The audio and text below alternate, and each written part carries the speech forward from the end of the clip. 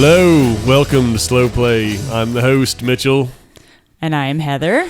Right on. So, it's been a few weeks since the last episode, but not for no good reason. I was out of town, and you did some shit yourself, as a matter of fact. Didn't you saw Tool and Marilyn Manson? Yeah, we went to Manson, and a couple days later, went and saw Tool. Oh, man, Manson. I mean, it was one of those bucket list things that I've been a fan since I was like 12, so I had to see this guy. But maybe not old, fat, drunk Manson. He was like slurring his speech and had to have people like help him backstage because he was just like, ooh. Sluggish. Yeah. He put on a good show, but was he walking around with like fake breasts or women's underwear or any of that he doesn't fucking shit from back in the day? He's just a regular dude now? Yeah. Well, he's not a regular dude. He still has like a, wardrobe of costumes. And I think he did like 5 costume changes, but, yeah, it's not the same anymore. He did all the old hits, I assume? Yeah, he did. I just wanted him to play Antichrist Superstar from beginning to end. Like, just that album would have been fine. Sure. That was like, as far as I know, that was like the big breakthrough crossover. Yeah, that's what I listened to it all the way down there. So there you go.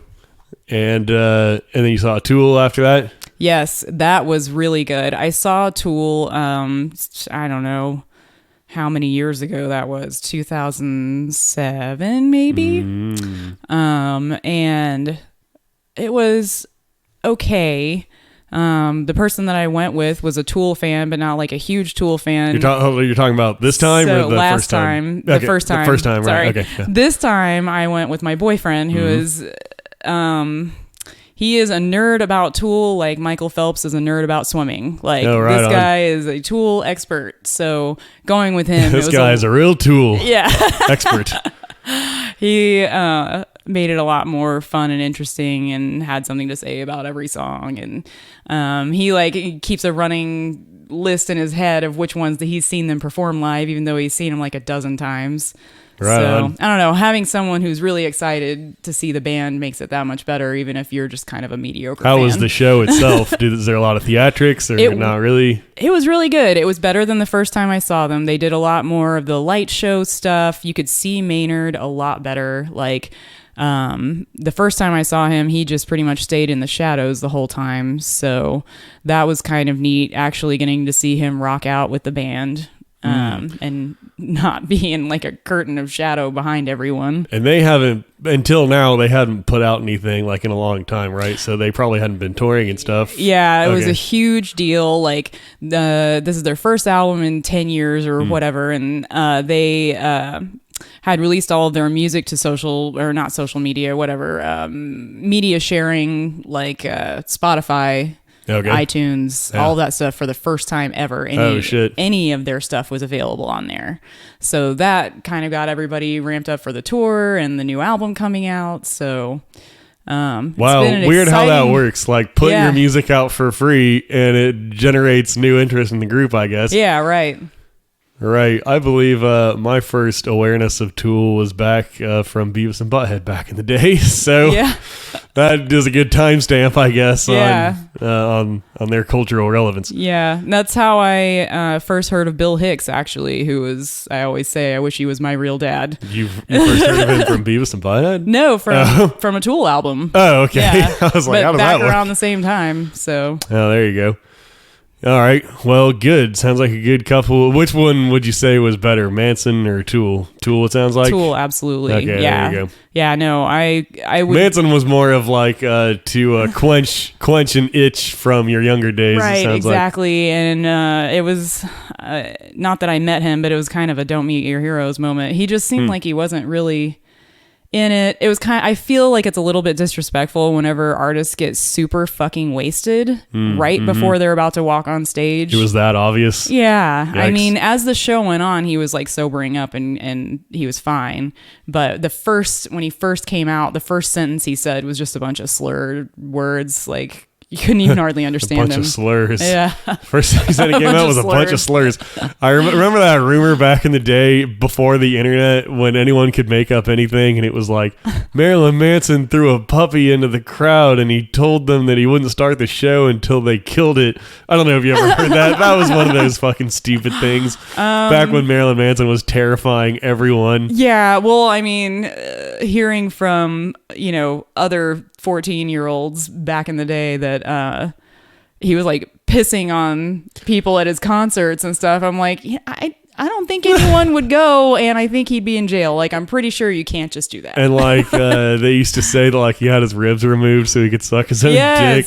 And they used to say that he was the kid from the Wonder Years. Yeah, that whole weird conspiracy theory. A lot of lore around him. Yeah. I mean, I always liked, I liked his hits. I didn't really know his album cuts and shit really, but I liked his big hits and stuff. And I always thought he was, I respected what he was doing, like fucking walking around the fake tits and the fishnets and the corsets and shit isn't really for me, but I admired what he was doing, which was like shocking the hell out of people. It's fun to think about it now and how like, I think if that would still be shocking if someone did that now. Like if a known male rock star came out with who was it? It was Shirley Manson's body that he had used to make that suit, to model that suit. If someone did that now, I think it would be just as shocking as it was in 2099. You might be right about that. Yeah. Especially if it was like someone like well established, like if like fucking Keith Urban or something like that. That was the first example that came to mind. I needed a name quick, or it was going to be dead air. Okay, well, cool. That's a jam-packed couple of days then. I had a jam-packed couple of days myself, wherein I flew to Detroit on October 30th, which in Detroit they call Devil's Night. I know that's kind of probably becoming more of a national expression, but it originated in Detroit as far as I know. Devil's Night, the 30th, it was like its own holiday. So I flew out that day for an ICP concert.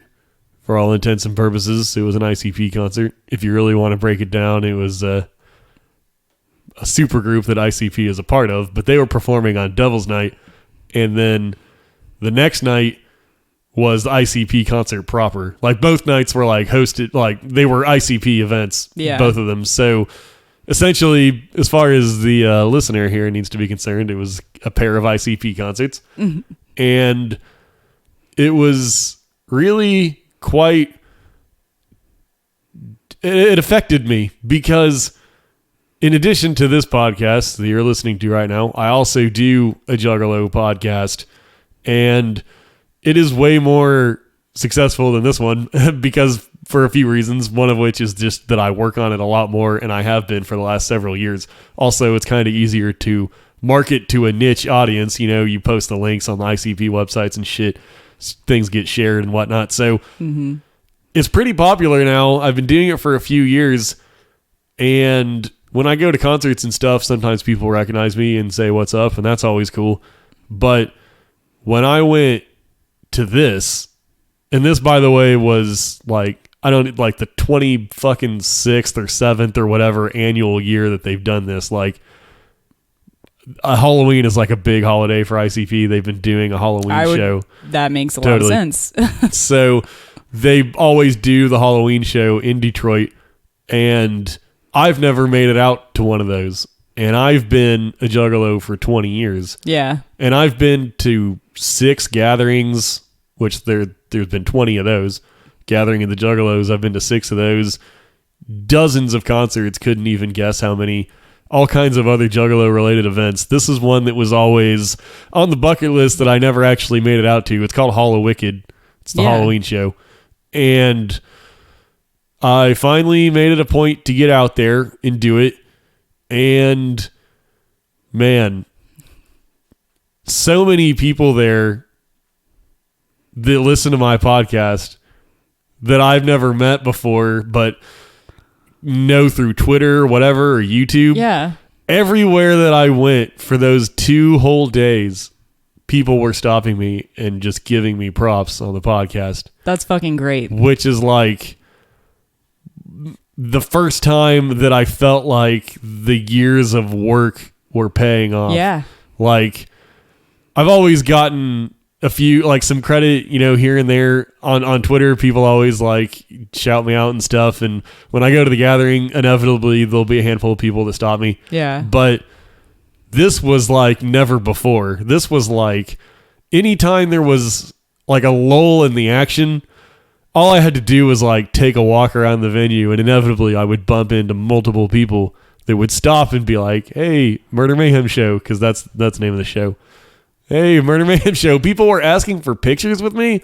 There's like pictures of me floating around on Twitter and Instagram now with like fans, and co-collaborators and stuff too, because there's a lot of Juggalo podcasts out there now, and a lot of times we all like kind of guest on each other's shows and stuff. So I got to like meet up with some of those people face to face.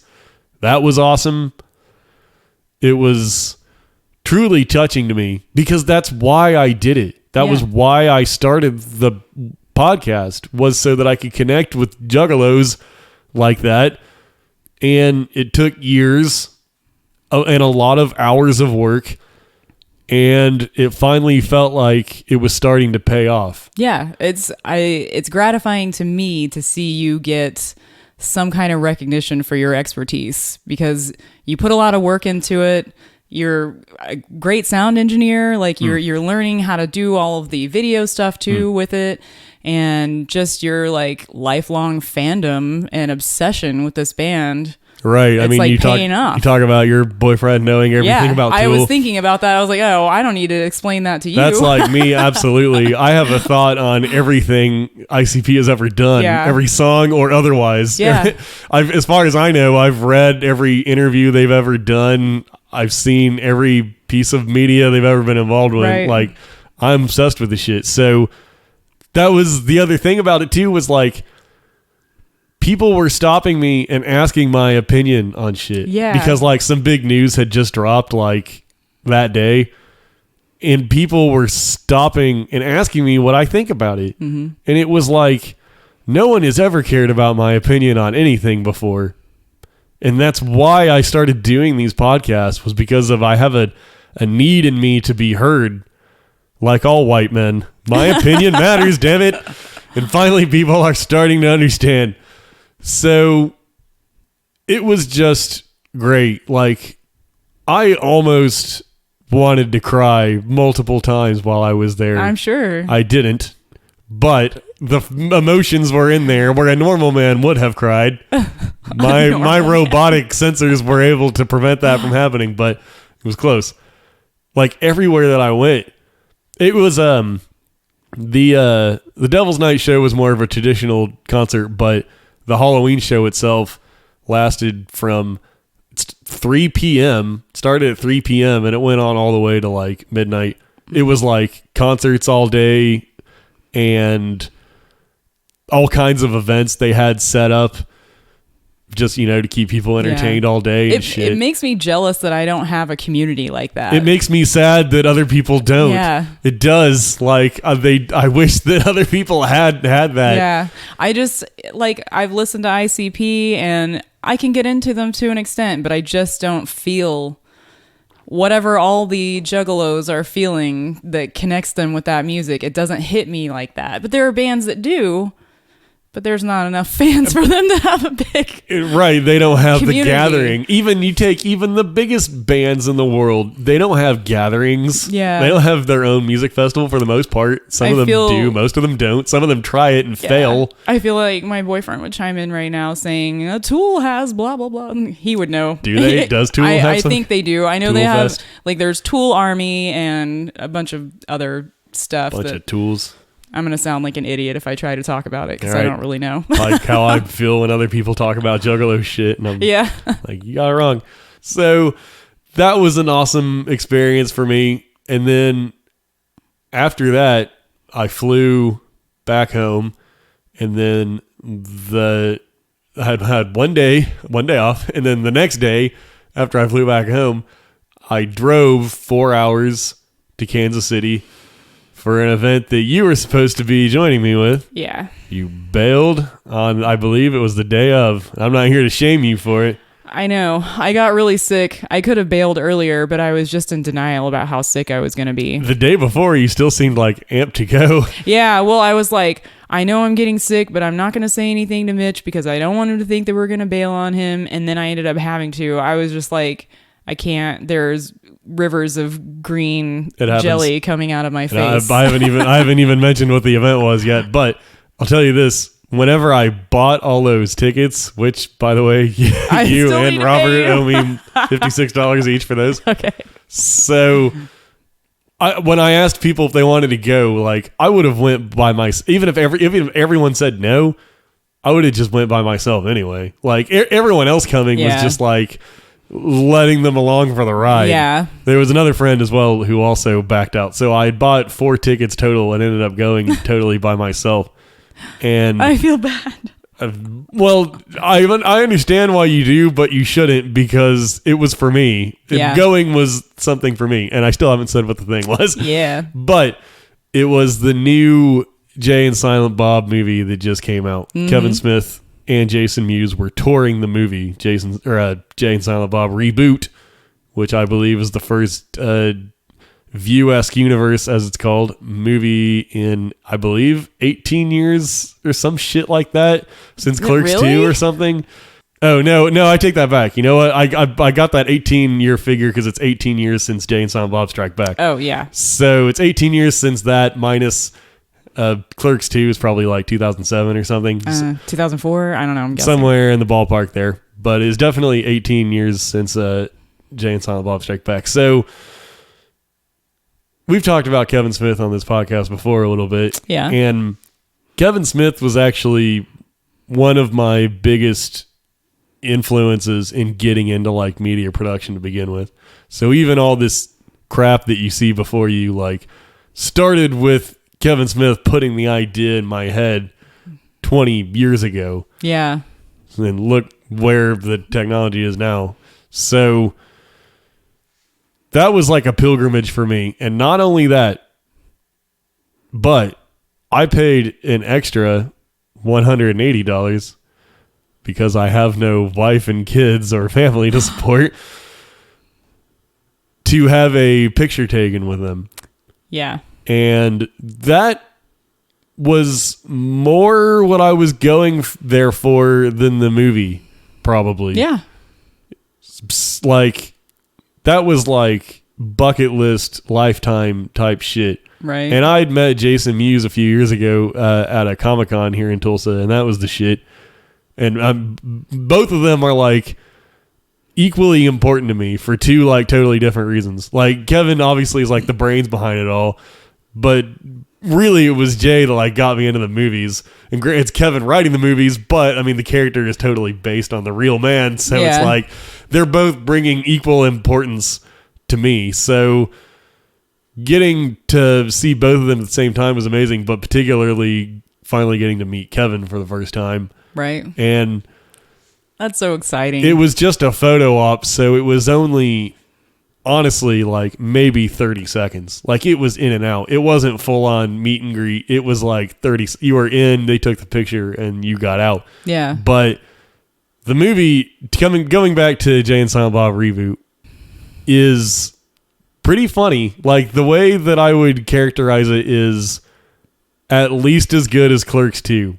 So, like, take that as a compliment as you will. Like, it still doesn't hold up to the first original 5 movies, but that's not really saying much because those are like amazing movies. Right. As far as like the current phase of Kevin Smith movies, it's definitely like one of the better ones, and it's I would say it's at least as good as Clerks 2 probably. I've only seen it the one time so far, but I'll definitely watch it 100,000 more times. Yeah, which is a good sign. Like, I've watched Clerks 2 so many fucking times. Like, even for saying that I don't think it's as good as his other View Askew movies, that's like that universe is View Askew. Yeah. Even saying that it's not as good as the other ones, I've still seen it a million times. So Jay and Silent Bob Reboot, I will also be watching 100,000 times and have a great time doing it. So take that as a positive review. Well, I feel like what we're learning as we're growing older is that all of our heroes are getting older. Sure. And there's this point in life where and maybe like, because I'm hitting that point myself, I'm starting to realize it, where I'm just not as pissed off as I used to be. Or my energy is not focused the way that it used to be. And I think that you see that in a lot of musicians and directors and stuff, people who are in control of their creative projects. They're just not as pissed off. They kind of mellow out when they get older, and you have to like hope that they find their new thing that they can really pour themselves into, since they don't have the intensity that they had when they were young. You want the maturity, the wisdom that's coming, from getting older as they mellow out, to show a maturing in their artwork, like in the things that they produce. And I feel like Kevin Smith has kind of not totally painted himself into a corner, but like a little bit, because the kinds of movies that he makes are like raunchy comedies for young people. Right. He's not one anymore. I mean, he did get away from that when he made a handful, like Red State is a really weird movie. Yeah. But that was like partially a commentary on like, look, I'm doing something totally different that you would never expect from me because it's so different. It's pretty good. I've got to see it. You wouldn't know it was a Kevin Smith movie at all if you watched it. So, Jay and Silent Bob reboot was pretty good, but I would offer this warning, which is that it's only for like the upper echelon of Kevin Smith fans. Like, there's so many small jokes, and I got every single one of them. Yeah. But there's so many like small throwbacks to where only it like he made it with that intent. Like, this is like fuck like the mainstream audience completely. Like, those other movies you can still watch standalone and they'll still make sense. There might be a few like references that you won't understand, but they stand alone. This one does not stand alone. If this was your first Kevin Smith movie, you would have no fucking idea what was happening. Oh no. Not only would you not get the jokes, but you wouldn't even understand what was happening in the plot. Oh my God. But that's why it's awesome, because I'm one of those people. Yeah. So and everyone in that theater there was one of those people. Right. So everyone there got every little stupid fucking thing. Yeah. So, good couple of days after I drove back from that shit, then I started getting fucking sick. So, I mean, you're telling me that you couldn't go because you were sick, and it's like, I totally sympathize with you because I was sick for like a fucking week after that. Yeah. And I don't even get sick that often or for that long. But somewhere along the line between fucking flying to Detroit for a couple of days and then coming back and then going to fucking Kevin Smith thing, it's like somewhere along the line I picked up something from someone because I felt like fucking shit for like a week after that. Well, that's always the danger when you travel, is you're picking up foreign germs from... I hate the fucking airport, I've decided. Yeah. I haven't flown that much. What's your experience with flying? It's fine. I don't mind the flying. I hate the pain in the ass of it all. Like, usually when people say they don't like flying, they're talking about like the act of being in the air. Oh. Or you know, like being scared or whatever. They're afraid of flying. I don't have any of that. I hate the whole pain in the ass of fucking like going to the airport and fucking just sitting and waiting. Yeah. Now that I'm describing it, I know that sounds fucking like petty, but it's just a pain in the ass. I'm not afraid of flying. I'm afraid of crashing. Yeah. I have no fear of any of that. Well, yeah, no, I get nervous on an airplane the same way I do on a roller coaster. It's not like I have no control over that reaction. It's not like I'm actually sitting there thinking the plane's going to crash. But yeah, flying is fine. I haven't done it in a long time. But it seemed like I was always flying there for a few years, going places. And that was before the shoe bomb, I think. Or right around the time of the shoe bomb. When was that? That's when they changed all the restrictions and you couldn't bring like... I thought they changed everything after 9/11. Any amount of liquids. This was like 2004 when they made it even tighter. Okay. Yeah. Yeah, see, I don't know shit. 2006, something like that. But yeah, I'm fine with it. Waiting in airports, never bothered me. I don't know. It's just annoying. You're just sitting in a seat. Lame. Well, now that we got all that in there, you want to get into some topics? Yeah. Yas, queen. This story comes from people.com. It says, Arby's apologizes for insensitive sign that said only well-behaved children are welcome. And basically, an Arby's in Minnesota, it looks like, put up a sign. The sign says, only well-behaved children who can keep their food on the trays and their bottoms in the seats are welcome. And if you can't do this, you will be asked to leave. So a woman came in and saw this sign, and it made her like apprehensive about eating at the Arby's because she was like, shit, my kid doesn't sit down all the time. But she ate there anyway, and I don't know, I guess she posted something about it on the internet, and then Arby's saw it, and I guess they she apologized. Said the entire meal was stressful Right. because she felt like if her children didn't behave, she could be removed. Right. Which is how it should be, right? I mean, I don't know. This is what I was about to say up top, which is that I don't have any kids. You now are around kids, but you hadn't had kids until your current relationship. I got a lot of learning left to do. So somebody who has kids actually talked to me about something else that we talked about on another episode one day. And basically, she didn't say it like this. I'm going to say it the way that I would have said it. She wasn't as rude as this. She basically said that I don't know what the fuck I'm talking about because I don't have kids. So people who have kids like to say that to people. No, hold on though. I think she had a valid point though. Okay. Like that's why I want like a diversity of opinions represented on here. Like I would love to have somebody with kids on this show, like young kids. How old are the kids that you're currently living with? I don't know the way to phrase it. 8 and 3. So they're little. Oh, there you go. Yeah, that is. But I'm speaking for myself. I don't know shit about having kids, and I want to put that out there that like I know that I'm ignorant as fuck. So anything that I say when it comes to stories about kids, I know it could be totally dumb. I need to make sure everybody knows that because I don't want to be the fucking white guy podcaster that fucking thinks all of his opinions are the universal truth of the world. I don't have kids. I don't know what the fuck I'm talking about. Well, let me say I have been child-free my entire 33 years of my life until the last 2. And it is exactly what I thought it would be. Okay. It is very challenging, and you have to stay on top of it if you want to be a good parent. You can't be lazy about it. It is a constant struggle to correct your kid's behavior without destroying their self-esteem.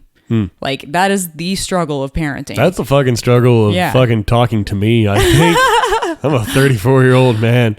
So, no, it is difficult to discipline your children and not lose your temper. It's difficult to find the right words so that it doesn't stick in their head in a way you weren't expecting and haunt them for the next 20 years or, like you have to be careful, but you can't just give up. You can't just throw your hands up and be like, they're kids. They're just going to be crazy. No, you have to teach them manners.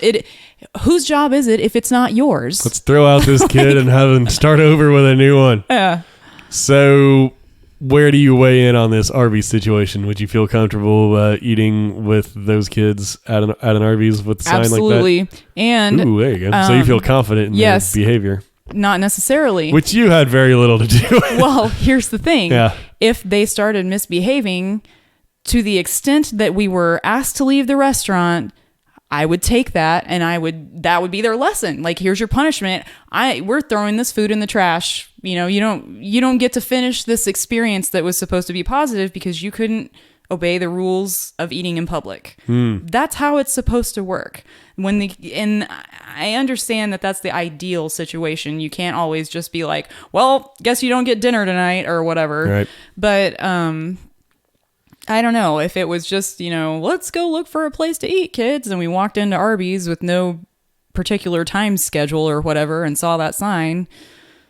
That would not intimidate me. First of all, because I think that they would be able to behave. And second of all, if they didn't behave and got us kicked out of the restaurant, they would have consequences for that. It doesn't hurt me. Sure. You know? Right. I mean, so yeah. If that's, and especially with an 8-year-old, they're getting old enough where they can feel things like embarrassment and humiliation. So that might be the best lesson of all. Shaming them. Yeah.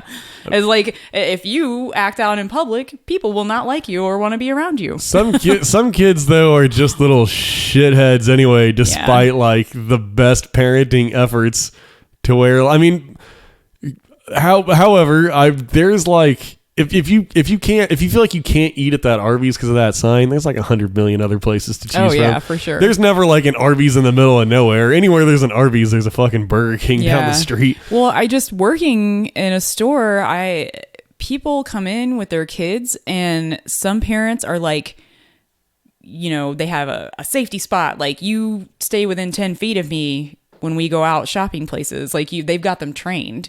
And then there's the parents who just like don't even really pay attention to what their kids are doing as they tear up everything in sight, or fiddle with things, or, start peeling the signage off of counters or whatever they do, annoying stuff that kids do that their parents should be paying attention and stop them from doing. Right. So, part of my job is to make sure that my store looks nice. Yes. But it is not my job to be constantly repairing everything in my store, because you can't be bothered to just look down and see what your kid is doing every 30 seconds or so.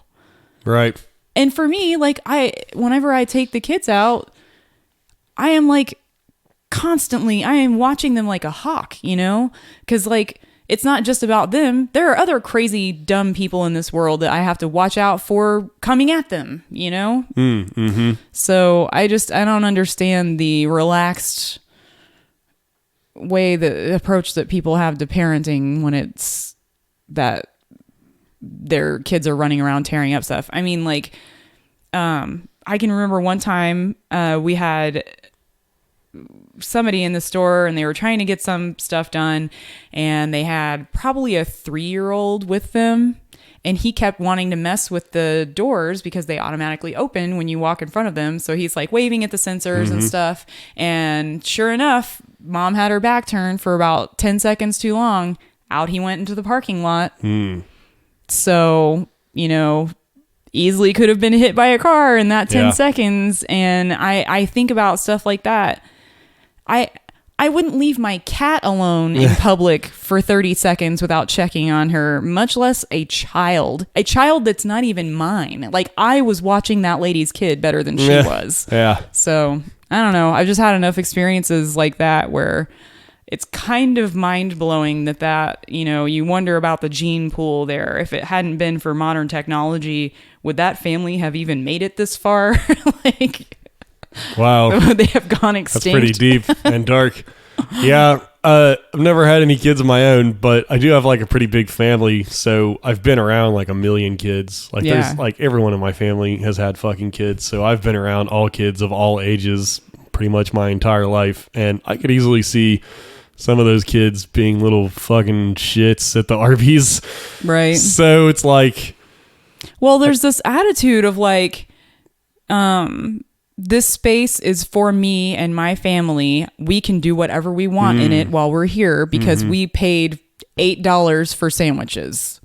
I mean, that's the sign is like too broad because it should just be like up to the discretion of the employees of like, okay, this kid's standing up and sitting down or whatever, no big fucking deal. And then this kid's fucking slamming ketchup packets on the windows. Let's kick them out. Well, I don't know that it should be like across the board, like sit in your seat or you can't eat at Arby's. Well, I know. Fucking Arby's, for fuck's sakes. I know exactly what happened. Okay. They have one family that comes in all the time and trashes their restaurant.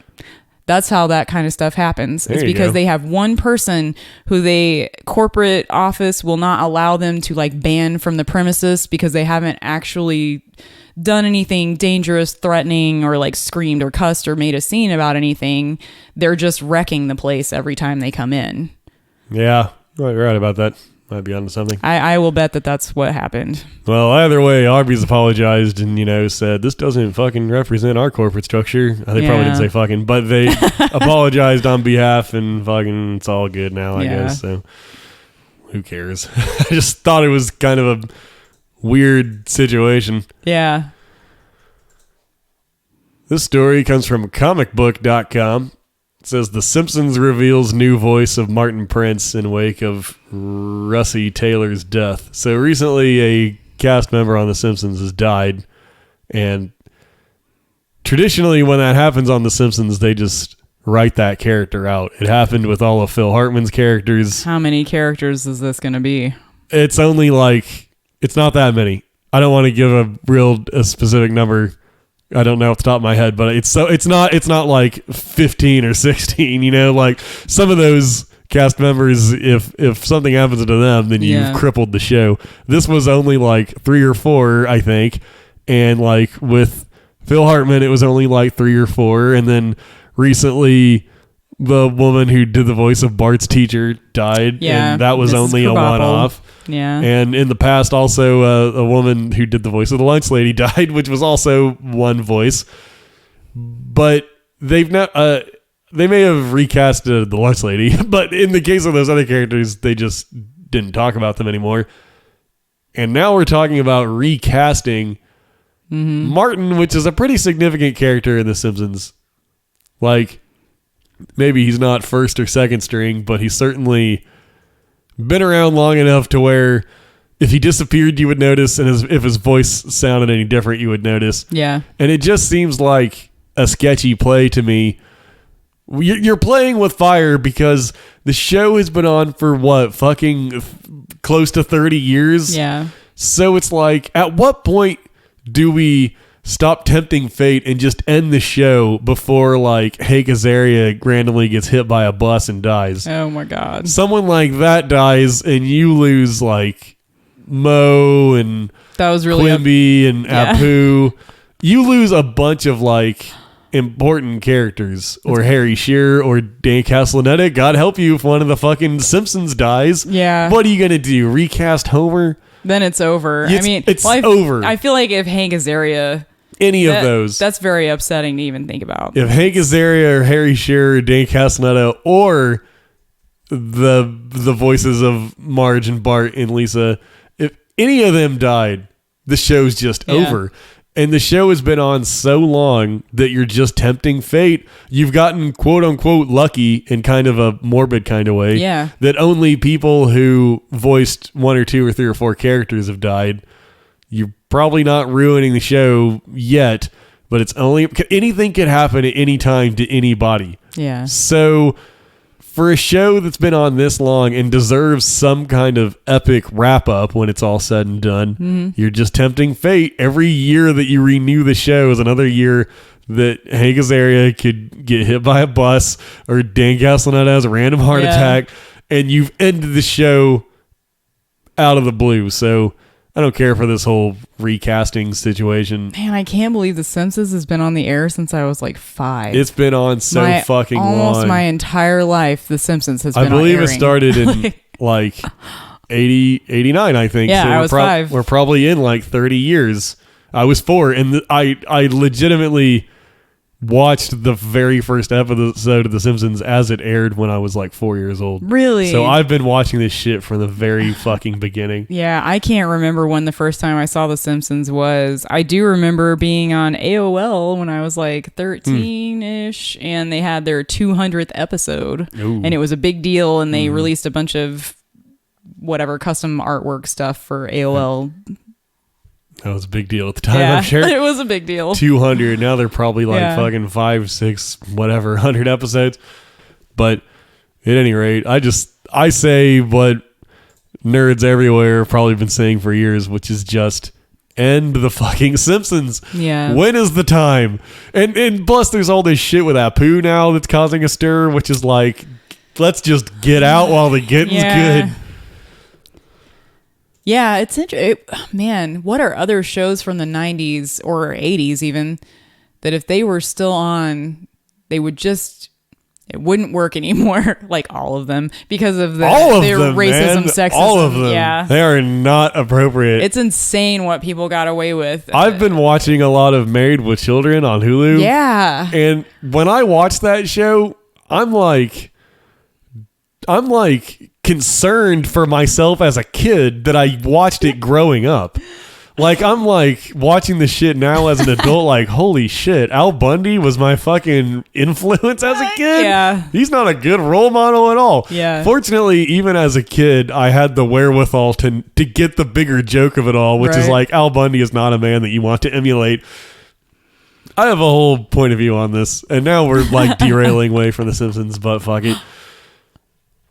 Married with Children would be a harmful show to people who look at Al Bundy as like a hero, which is mostly the studio audience of that show. Yeah. Every time Al Bundy enters a room, everyone goes fucking crazy. Right. Every time Al Bundy says something incredibly fucked up, the audience fucking loves it. But they're not understanding the bigger picture of it all, which is that Al Bundy's a fucking loser. Yeah. Like, that's like his most defining characteristic, is he's a loser. Yeah. So when he says something horribly misogynistic, it shouldn't be like a tell it like it is, Al moment. It should be like a look how funny it is that this moron has this idiotic opinion. Yeah. Yeah. It's funny how things like that happen. Like, that's Dave Chappelle used to complain about that. But, right, exactly. Anyway, the whole Married with Children thing was like you realize that they have like a big house, but they are supposed to be a trashy family. That never made any fucking sense to me. They're always joking about how horrible their house is. Yeah, it looked like a normal It was fine. house. Even like other people that walk into the house like make fun of it like there's something wrong with it. Right. It's like, I would love to have that fucking house. Yeah. There's also the fact that like Al Bundy's wife is always trying to fuck him, and he's always like, ew, gross. So it's just like, why are you married? Even as a young kid, I was like, this makes no sense. Your wife is like all over you, and she's like pretty hot. So it's like, what's going on here? What's really funny about that being like one of the most sexist shows ever on TV, for sure, is that the two women actresses who were in the show had the most successful careers after the show. Ooh, yeah, that's a good point. And their careers mostly entailed them playing very strong, independent women who were in control of whatever the storyline was. And you're referring, of course, to Peggy Bundy and Kelly Bundy. Yeah. And Christina Applegate usually plays like kind of a badass bitch in most movies that she's been in since then. And she does such an awesome job with that character too, like playing the idiot. So it's like, it's kind of easy to point at that and be like, look at this like chauvinistic character. But it's like, you got to remember that also that the woman playing her is like nailing it. Yeah. So, yeah. Yeah. And appearing to have a great time doing it. So anyway, kind of all over the place now. This is like such tired podcast topics. This is like what people make fun of when they make fun of podcasts. People talking about television and shit. It's all good though. Want to keep it going? Yeah.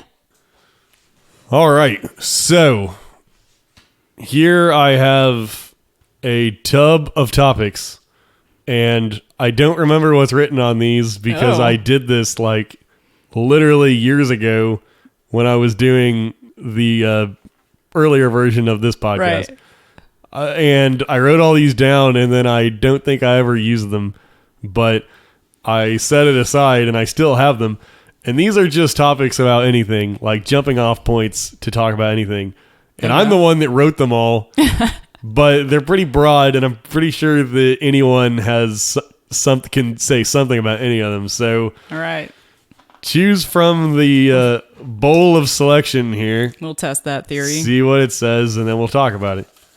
I want one from the middle of the middle. It could not make less of a difference. Do it. Fashion. Ooh, fashion. All right. So I fucking obviously don't know how to dress myself. I'm a 34-year-old boy. Basically, I'm wearing a t-shirt and jeans everywhere that I go. It's actually getting even worse as I get older, where I literally just have a whole bunch of black t-shirts. That way I never have to worry about what I'm going to be wearing that day. Yeah, I have a lot of black t-shirts. Just plain black t-shirts. Oh, not plain ones, but just plain black t-shirts, just as you see before you, where I wake up in the morning and I pull one out of a big tub and I go to work.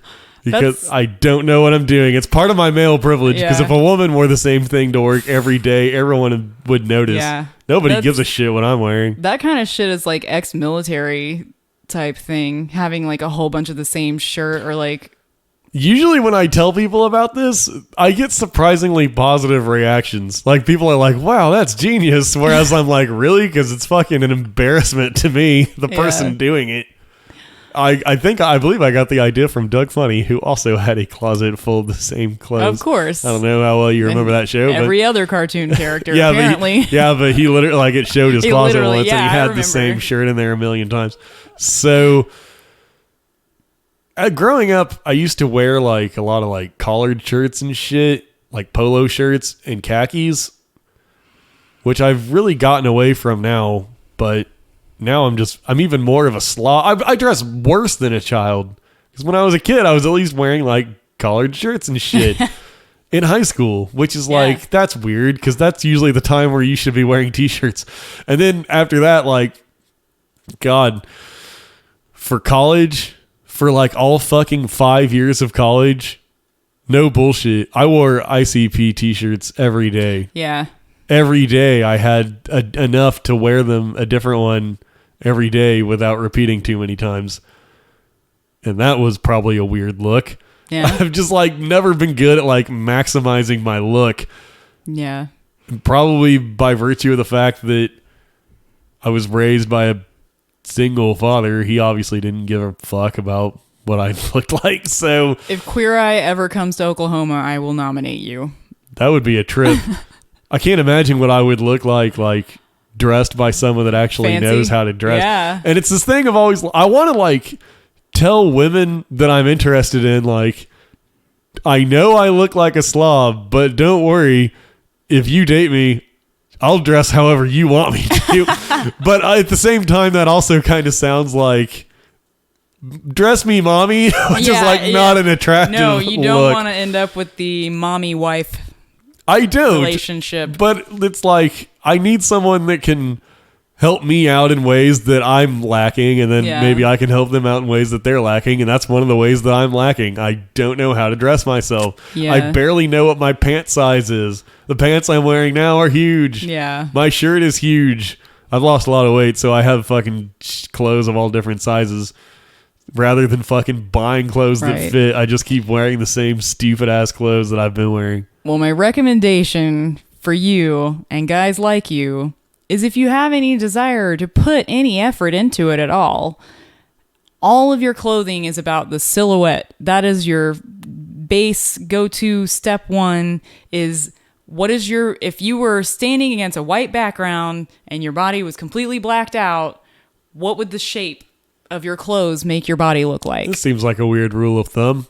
But that's how, that is like basic fashion is. Even that I've already fucked up. Yeah. The most base level of fashion, I've already fucked it up. Well, I mean, you can, and then you get into like textiles, like different kinds of fabrics and patterns and colors and all of that stuff. But you could just wear black or brown or whatever. It wouldn't matter what color, as long as the silhouette is attractive to the eye.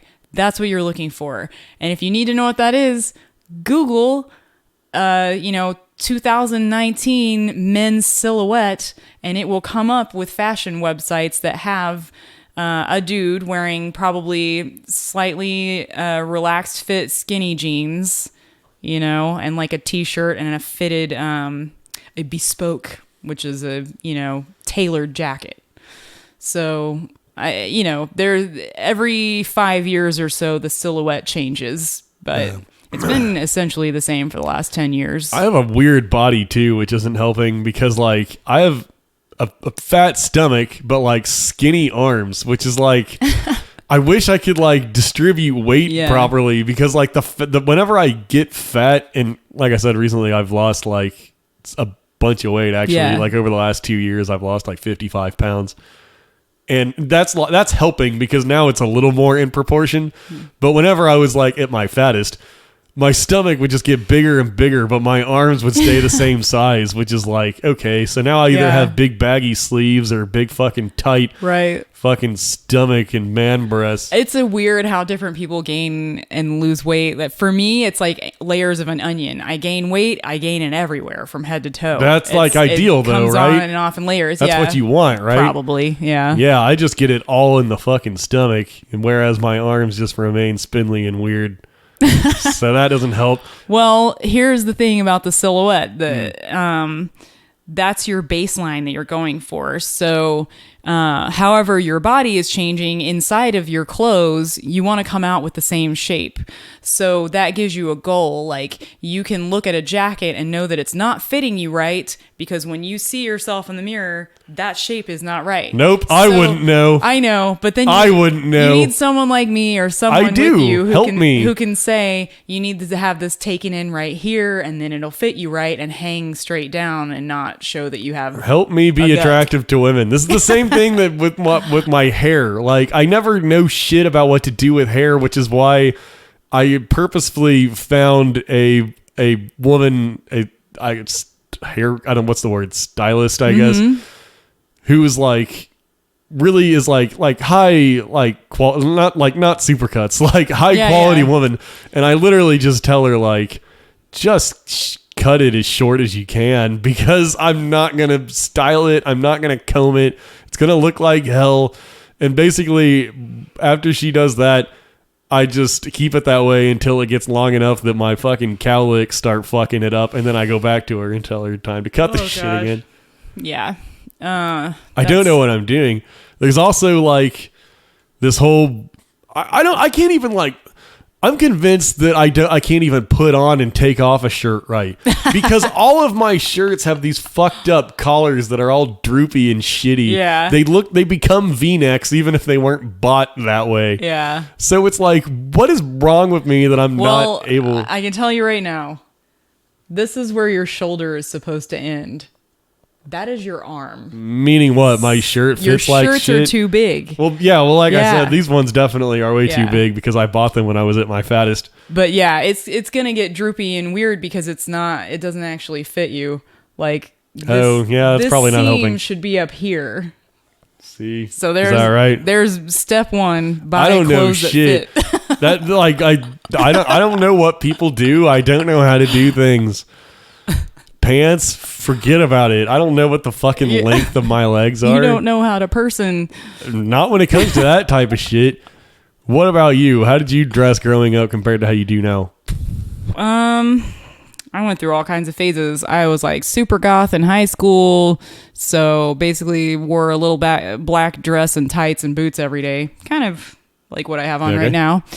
And then of course I did like the white powder on the face and the super dark big eyeshadow and stuff. Cool. So then after high school I got really into the raver scene, and so lots of baby doll t-shirts with children's cartoon stuff on them, and like those Candy Kid bracelets.